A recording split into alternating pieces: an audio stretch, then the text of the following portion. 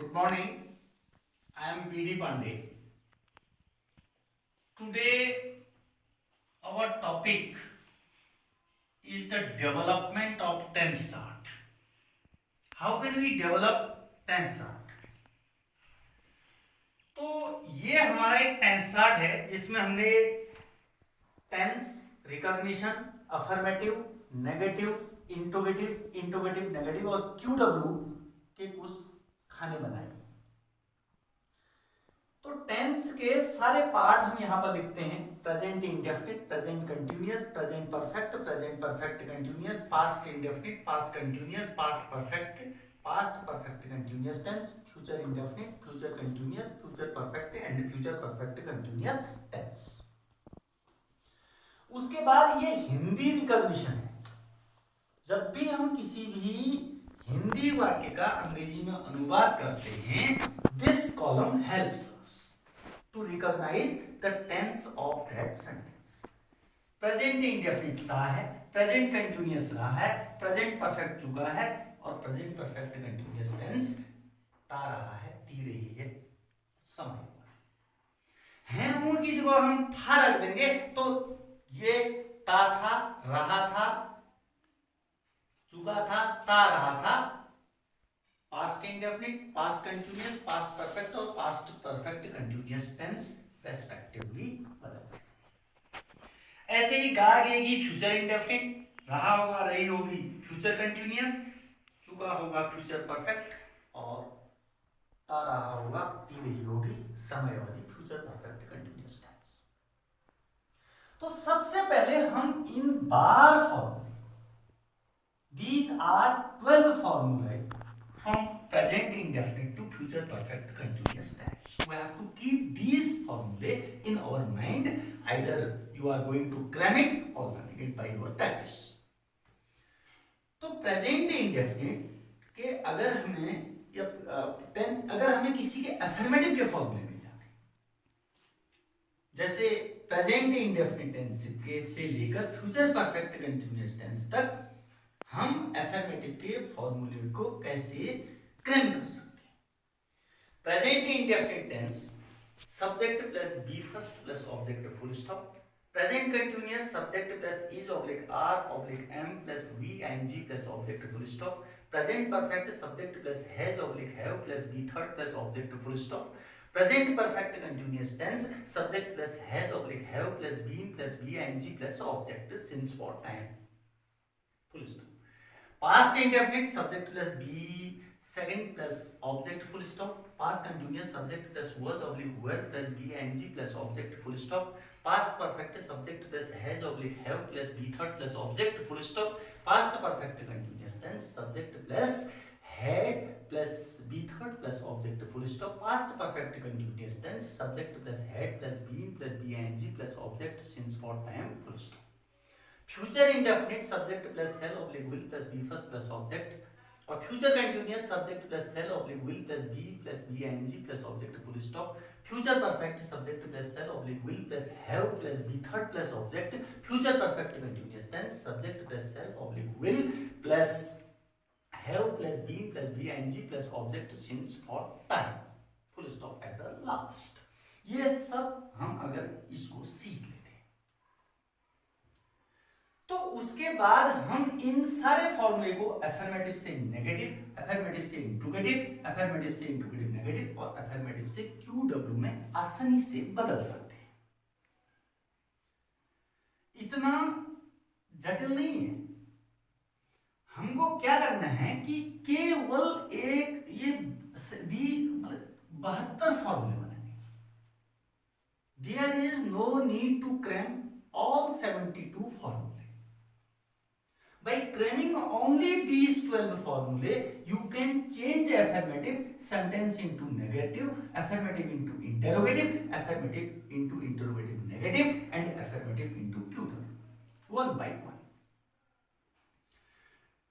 तो इसका एक साधारण सा नियम है कि affirmative के सेंटेंस को नेगेटिव में बदलने के लिए केवल हमको क्या देखना है, हेल्पिंग वर्ब के बाद नॉट जोड़ना। किसी भी अफर्मेटिव के सेंटेंस में हेल्पिंग वर्ब के बाद नॉट लगा देने से वाक्य नेगेटिव में चेंज हो जाएगा। हेल्पिंग वर्ब को सब्जेक्ट से पहले रखने पर और अंत में क्वेश्चन मार्क लगा देने पर इंट्रोगेटिव बन जाएगा, और हेल्पिंग वर्ब को सब्जेक्ट से पहले सब्जेक्ट के तुरंत बाद नॉट लगा देने और अंत में इंटरोगेटिव मार्क लगा देने से इंट्रोगेटिव नेगेटिव में बदल जाएगा। और हेल्पिंग वर्ब को क्यूडब्ल्यू में बदलने के लिए हेल्पिंग सब क्यूडब्ल्यू के बाद हेल्पिंग वर्ब, फिर सब्जेक्ट, सब्जेक्ट के तुरंत बाद नॉट, और फिर ऑब्जेक्ट लगाकर अंत में क्वेश्चन मार्क लगा दें। इसी बात को हम ऐसे भी कह सकते हैं, क्यूडब्ल्यू के बाद आइदर इंटरोगेटिव और interrogative negative as per demand of the sentence. इसको हम अप्लाई करके सारे सेंटेंसेस को हम अफर्मेटिव से नेगेटिव में, अफर्मेटिव से इंट्रोगेटिव में और अफर्मेटिव से इंट्रोगेटिव नेगेटिव और क्यूडब्ल्यू में बदल सकते हैं। फॉर एग्जाम्पल, सबसे पहले हम क्या देखेंगे, ये सारे अफर्मेटिव के सेंटेंसेस में ये देखेंगे कि हेल्पिंग वर्ब क्या है।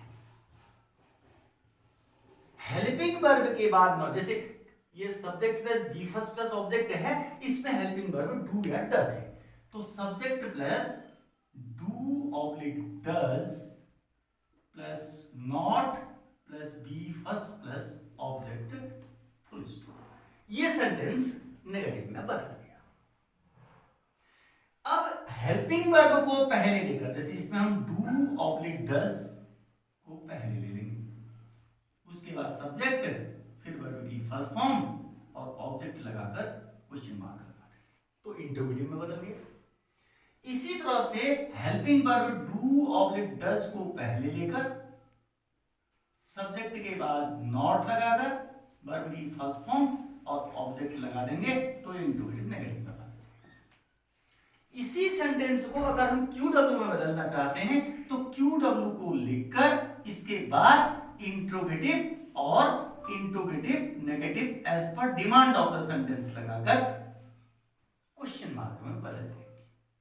आने वाले समय में कॉम्प्रिहेंशन क्वेश्चन इससे ही पूछे जाएंगे, क्यूडब्ल्यू प्लस, और इसका आंसर हम अफर्मेटिव और नेगेटिव में अर्थात असर्टिव सेंटेंस में देंगे।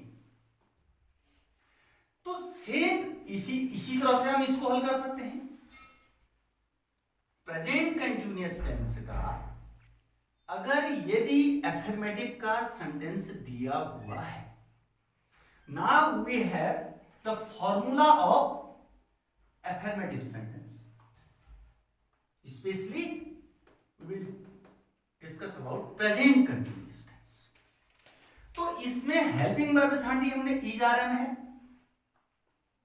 इस इजारम के बाद नॉट जोड़ देंगे तो ये सारा सेंटेंस नेगेटिव में बदल जाएगा।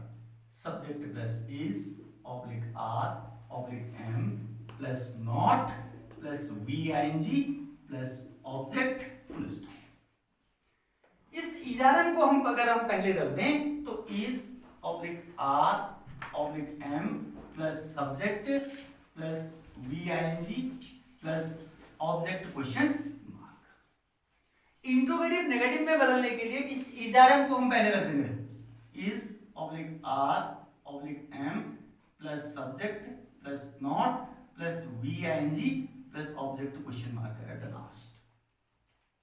क्यूडब्ल्यू के बाद, QW means what, how, when, who, etcetera. QW के बाद फिर हमें वही करना है, either interrogative or interrogative negative as per demand of the sentence, and this affirmative, the formula of affirmative sentence will turn into QW easily. One by one we will solve has have के बाद not लगा देंगे तो subject plus has oblique have plus not plus V third plus object, बाकी सारा formula वही रहा। ऐसे ही हम हैज हैव को पहले ले लेंगे,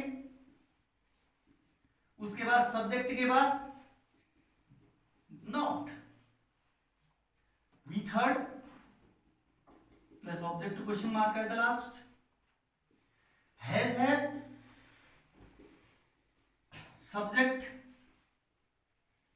interrogative. We will not use not in interrogative. Not plus v third plus object question mark. ऐसे ही सेम थिंग क्यू डब्ल्यू के बाद interrogative negative as per demand. यहां प्रेजेंट परफेक्ट कंटीन्यूअस टेंस में हैज है हमारे पास हेल्पिंग वर्ब है. इस हेल्पिंग वर्ब के बाद नॉट जोड़ देंगे. तो इस बार बार हम इस नियम को फॉलो करेंगे. हेल्पिंग वर्ब के बाद नॉट जोड़ देने से अफर्मेटिव नेगेटिव में चेंज हो जाएगा. हेल्पिंग वर्ब को सब्जेक्ट से पहले रखने पर, अंत में क्वेश्चन मार्क लगा देने पर इंटरोगेटिव बनेगा. हेल्पिंग वर्ब को सब्जेक्ट से पहले, सब्जेक्ट के तुरंत बाद नॉट लगा देने और अंत में क्वेश्चन मार्क रख देने से इंटरोगेटिव नेगेटिव बनेगा. क्यू डब्ल्यू के बाद इंटरोगेटिव और interrogative negative as per demand of the sentence करने पर ये क्यू डब्ल्यू में बदल जाएगा. इस तरह से हम इन सारे टेंस के अफर्मेटिव्स को नेगेटिव में, इंटरोगेटिव में, इंटरोगेटिव नेगेटिव में और क्यू डब्ल्यू में बदल सकते हैं. अब हम प्रेजेंट परफेक्ट कंटीन्यूअस टेंस की बात करें तो इसमें भी हैज है हमारा हेल्पिंग वर्ब है. तो subject plus has oblique have plus not plus being plus V I N G plus object since for time. ऐसे ही हैज ऑब्लिक हैव को आप पहले लेंगे. Subject plus being plus V I N G plus object. Has oblique have plus subject plus not plus being. यहां पर हमको एक बहुत बड़ी बात दिमाग में रखनी है कि हेल्पिंग वर्ब को सब्जेक्ट से पहले और सब्जेक्ट के तुरंत बाद नॉट लगाना है. अर्थात बीन से पहले नॉट लगेगा तो, और अंत में हम क्वेश्चन मार्क करते हैं. सेम थिंग क्यू डब्ल्यू के बाद इंटरोगेटिव और interrogative negative as per demand of the sentence. इस तरह से ये प्रेजेंट के 4 भाग बदले. ऐसे ही हम पास्ट के बदलेंगे, पास्ट के बाद हम फ्यूचर के बदलेंगे. इस तरह से हमारे पास 72 फॉर्मूले होंगे जिनको हम आसानी से अनुवाद करने के लिए, जो मैंने तुम्हें बताया था कि अनुवाद करने का जो नियम है, ये सारी चीजें इसमें क्लियर हो जाएंगी. सबसे पहले हिंदी वाक्य के अंत में देखेंगे तो टेंस रिकॉग्नाइज होगा. टेंस रिकॉग्नाइज होने के बाद just I am giving you an example.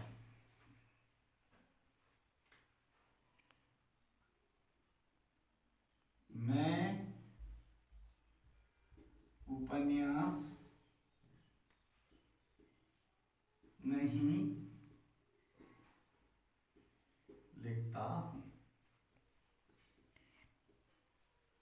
ये एक सेंटेंस है and we have to translate it into English.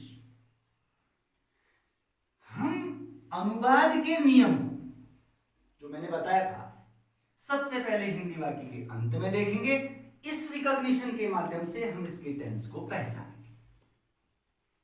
पहचानने के बाद हम देखेंगे कि वाक्य अफर्मेटिव है, नेगेटिव है, इंट्रोगेटिव है, इंट्रोगेटिव नेगेटिव है, क्यू डब्ल्यू है. फिर उसके सूत्र को लिखेंगे. सूत्र हमें यहां से मिल जाएगा. सूत्र लिखने के बाद हम हिंदी वाक्य के ऊपर एसवीयू नंबर डालेंगे. एस का मतलब सब्जेक्ट है, वी का मतलब वर्ब है और ओ का मतलब ऑब्जेक्ट है. उसके बाद हम उसकी वैल्यू को रख देंगे. This is rule of translation. Now we are going to apply that rule in this sentence. For example, मैं उपन्यास नहीं लिखता हूं. इस वाक्य के हिंदी वाक्य के अंत में देखें, हूं आया तो इसका मतलब प्रेजेंट है, ता का मतलब इंडेफिनिट है. अब इस हिंदी वाक्य के बीच में नहीं शब्द आ रहा है तो नेगेटिव है। अब हमें पता लग गया कि ये वाक्य प्रेजेंट इंडेफिनिट टेंस का नेगेटिव सेंटेंस है। अब हम प्रेजेंट इंडेफिनिट टेंस के नेगेटिव का फॉर्मूला यहां से देख लेंगे। ये फॉर्मूला लिख दिया हमने, subject plus 2 oblique 10 plus not plus V first plus object full stop. अब थर्ड स्टेप है हिंदी वाक्य के ऊपर नंबरिंग करेंगे। ये सब्जेक्ट है, उपन्यास ऑब्जेक्ट है, नहीं के ऊपर एन लिख दीजिए, अंत में वर्ब है। मैंने बताया था हु से प्रश्न करेंगे, आंसर जो होगा वो सब्जेक्ट होगा, वर्ड से प्रश्न करेंगे, आंसर जो है वो ऑब्जेक्ट होगा, और क्रिया हिंदी वाक्य के अंत में होती है। अब हम इस पर इस वैल्यू को रख देंगे। सब्जेक्ट मैं को आई कहते हैं। अब क्वेश्चन ये उठता है डू लगाएं या डस। सिंगुलर नंबर के साथ डस, प्लूरल नंबर के साथ डू। आई के साथ वही नियम लागू होते हैं जो प्लूरल के साथ। तो यहां पर हमने डू लग दिया। सब्जेक्ट के बाद प्लस को रिमूव करोगे, डू डस में से डू रख दिया, प्लस को हटाओ, नॉट। नॉट के बाद वर्ब की फर्स्ट फॉर्म लिखना, लिखने को क्या कहते हैं, राइट। मैंने कल फॉर्म्स बताई थी, write, wrote, written, writing. First form, second form, third form और gerundial form. I do not write. Plus को हटाइए, ऑब्जेक्ट क्या है, उपन्यास। उपन्यास को क्या कहते हैं,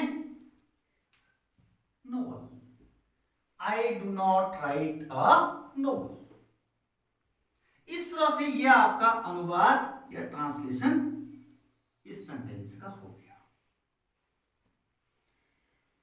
तो इसको क्रैम करने के लिए फिर जब हम फिर बताएंगे दूसरे टेंस को, तो उसमें फिर हम इस बात को डिस्कस करेंगे। लेकिन उससे पहले हमें क्या करना है कि भाई टेंस के पार्ट्स, उसकी रिकॉग्निशन और उसके एफर्मेटिव के फॉर्मूले, इसको अगर हम क्लियर करके क्रैम करके अगर लिख सकते हैं तो इसके डेवलपमेंट को हम दूसरे वीडियो में सीखेंगे।